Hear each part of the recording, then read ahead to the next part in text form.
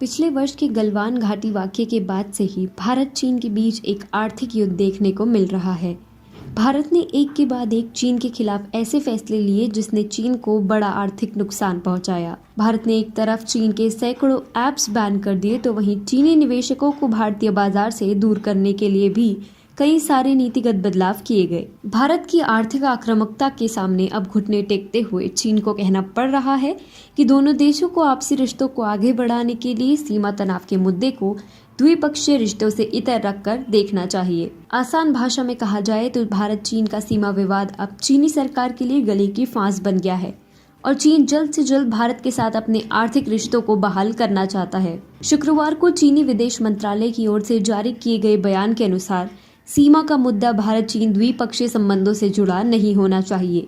ये पिछले दशकों में दोनों देशों के प्रयासों के माध्यम से सीखा गया एक महत्वपूर्ण सबक है जिससे हमारे संबंधों को आगे बढ़ाया जा सके। बता दें कि इससे पहले भारत ये साफ कर चुका है कि सीमा विवाद को द्विपक्षीय रिश्तों से अलग करके नहीं देखा जा सकता। पिछले वर्ष सितंबर में जयशंकर ने एक बयान देते हुए कहा था, बॉर्डर की स्थिति को दोनों देशों के द्विपक्षीय रिश्तों से अलग कर नहीं देखा जा सकता। चीन जैसा व्यवहार बॉर्डर पर करेगा, उसका असर दोनों देशों के आर्थिक और सांस्कृतिक रिश्तों पर भी पड़ेगा। बॉर्डर की स्थिति को दोनों देशों के द्विपक्षीय रिश्तों से अलग करके नहीं देखा जा सकता। चीन जैसा व्यवहार बॉर्डर पर करेगा, उसका असर दोनों देशों के आर्थिक और सांस्कृतिक रिश्तों पर भी पड़ेगा। जयशंकर के इस बयान से स्पष्ट हो गया कि भारत के मन में चीनी नीति को लेकर अब कोई संशय नहीं है और बॉर्डर पर चीन जैसा व्यवहार करेगा उसका असर नई दिल्ली में देखने को मिलेगा। तभी तो जब बॉर्डर पर चीन ने भारत के खिलाफ कोई आक्रामकता दिखाने का प्रयास किया है तब नई दिल्ली की ओर से भी चीन के खिलाफ बड़े आर्थिक कदम उठाए गए हैं। अब तक भारत खुलकर चीन के खिलाफ कोई भी कदम उठाने से हिचकिचाता था। दशकों से भारत और चीन के बीच बॉर्डर विवाद चलता आ रहा है जिसे अब तक सुलझाया नहीं जा सका। चीन इसी का फायदा उठाकर हर साल भारत के इलाकों में घुसपैठ करता था।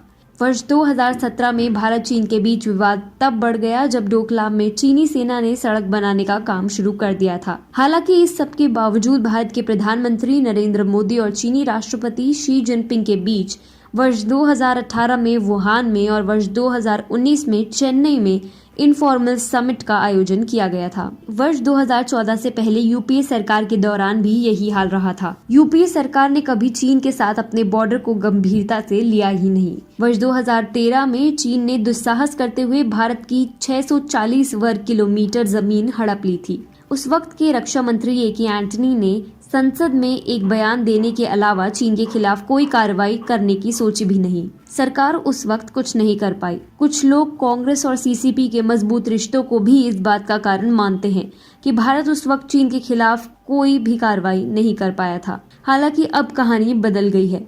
15 जून को भारत चीन के बीच गलवान में हुए खूनी संघर्ष के बाद नई दिल्ली ने बड़ा आर्थिक कदम उठाया था।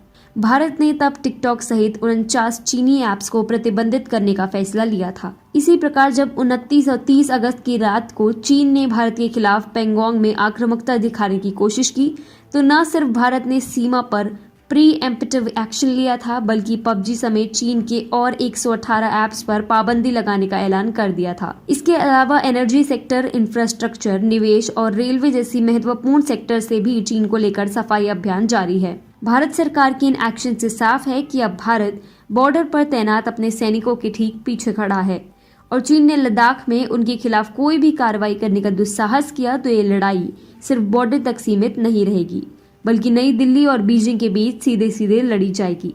इसलिए अब चीन बड़ी बेसब्री से भारत सरकार से गुजारिश कर रहा है कि वे सीमा विवाद के मुद्दे को परे रखकर चीन के साथ अपने रिश्तों को सुधारने की नीति अपनाएं।